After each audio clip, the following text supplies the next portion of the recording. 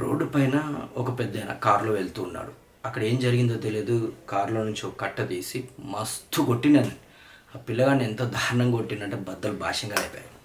So ఎలా అంటే ఒక వేసుకునే అబ్బాయి పాయింట్ అలాంటి డబుల్ ఎక్సెల్ త్రిబుల్ ఎక్సెల్ వేసుకునే పరిస్థితి వచ్చింది. అంత దారుణంగా బ్యాక్ మాత్రం ఎరగదీశాడు.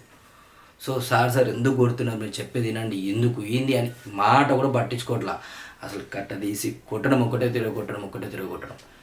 అక్కడ జరిగింది ఏంటంటే, అంటే కొట్టిండు ఇక్కడ సీన్ ఓకే. దానికి ముందు ఏం జరిగిందంటే, ఆ కారు వెళ్తుండగా నడి రోడ్ మీద ఓ ఇద్దరు అబ్బాయి రీల్స్ చేస్తుండగా ఆయన కోపం వచ్చింది.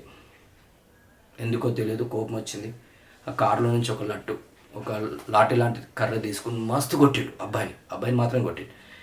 తీరా కొట్టిన తర్వాత అలసిపోయి కూర్చున్న తర్వాత అసలు మీరు ఎందుకు కొట్టారు నాకు అర్థం కాదంటే, తనన్న మాట ఏంటంటే, మీరు ఆ అమ్మాయిని ఎందుకు సతాయిస్తున్నారు, ఆ అమ్మాయిని ఏడిపిస్తున్నారు, నువ్వు ఏడిపిస్తున్నావు అని నిన్ను కొట్టానంటే, అయ్యో సార్ మీకు దండం పెడతాను, నేను ఏడిపించడం కాదు, మేమిద్దరం అక్కడ కెమెరా ఉంది చూడండి, మేమిద్దరం కలిసి రీల్స్ చేస్తున్నాము, రీల్స్ చేసేది మీరు గమనించకుండా నన్ను కొట్టడం కరెక్ట్ కాదు అంటే, అయ్యో సారీ బాబు చెప్పొచ్చు కదా, ఆ ముక్క ముందే చెప్పొచ్చు కదా అంటే, చెప్పే మాట ఛాన్స్ ఏడిచ్చారు, నాకు కొడుతున్నారు, ఒకటే తిరిగా వాయిస్తున్నారు అంటే, అయ్యో సారీ బాబు అని చెప్పి పక్కన పెట్టి వెళ్ళిపోయాడు. అంటే తను రీల్స్ చేస్తున్న విషయం గమనించాలి. వాస్తవానికి ఆ పెద్ద చేసిన పని 100% కరెక్ట్. ఎందుకంటే ఒక అమ్మాయిని సతాయిస్తుండు అనే ఆలోచనతోనే తన మైండ్ సెట్ ఉంది. కానీ అక్కడ రీల్స్ చేస్తున్నారా ఇంకోటి అని కూడా గమనించాలి.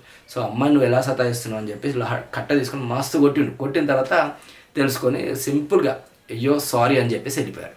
ఇంత సిల్లీగా ఉంది కదా. అంటే నడి రోడ్ల మీద కూడా రీల్స్ చేసేటప్పుడు ఆలోచించి వెనక ముందు చూసి చేయండి బ్రో, అంతేగాని ఇష్టం వచ్చినట్టు చేసి అనవసరం తన్నులు తినకండి.